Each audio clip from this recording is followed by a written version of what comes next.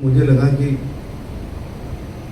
अगर आपका रास्ता ठीक है तो सब लोग आगरा में मदद करने के लिए तैयार हो। दूसरा एक निमंत्रण देने आया हूँ कि सांसद खेल स्पर्धा करेंगे अगले महीने से।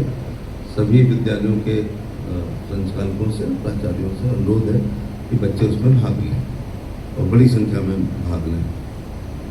तो अच्छे स्कूल वो नहीं माने जाते जहाँ 90% से 99% रिजल्ट आता है। ऐसे यूपीएससी में जाते हैं तो फेल होके आते हैं। एक्स्ट्रा करिकुलर एक्टिविटीज में जैसी सवाल आता है तो वो फिर फेल हो जाते हैं। मुझे तो एक्स्ट्रा करिकुलर एक्टिविटीज कहते हुए अच्छा नहीं लगता है। मुझे लगता है वो मेन एक्टिविटीज होनी चाहिए।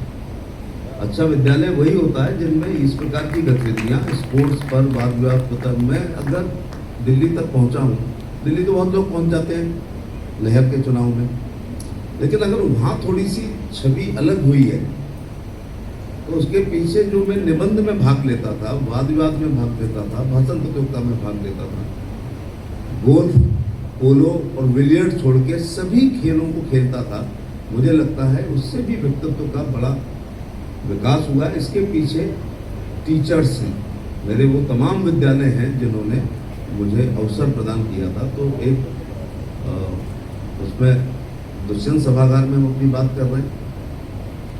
मुझे अगर लोकप्रियता प्रदान की है लोकसभा के भाषणों में अपनी शेरो शायरी की वजह से, वो अपूर्व जी की वजह से नहीं, इनके पापा की वजह से।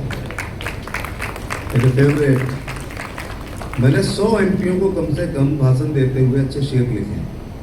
जब उनको लिख के देता हूँ तो उसमें दुष्यंत जी के 90% होते हैं, अदम गोटी साहब के होते हैं, कुंवर बच्चन के होते हैं, बशीर बदर के होते हैं, वसीम बरेलवी के होते हैं, राहत इंदौरी के होते हैं, मनोहर राणा के होते हैं।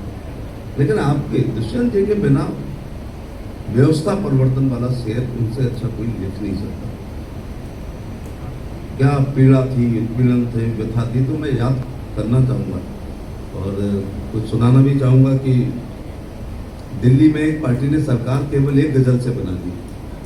मैं सच कह रहा हूँ, हो गई है पीर पर्वत सी पिघलनी चाहिए, इस हिमालय से कोई गंगा निकलनी चाहिए, आज ये दीवार पर्दों की तरह हिलने लगी, शर्त लेकिन थी, ये है व्यवस्था पर, शर्त लेकिन थी कि बुनियाद हिलनी चाहिए। अगली लाइन गजब की है कि सिर्फ हंगामा खड़ा करना मेरा मकसद नहीं, मेरी कोशिश है ये सूरत बदलनी चाहिए। और 2 लाइनें कोई नहीं पढ़ता कि हर वो कैसा चाहते थे इनकलाब। हर सड़क पर, हर गली में, हर नगर, हर गांव में हाथ लहराते हुए हर लाश सुननी चाहिए। माने मुर्दा आदमी भी इनकलाब जिंदाबाद बोले। यहाँ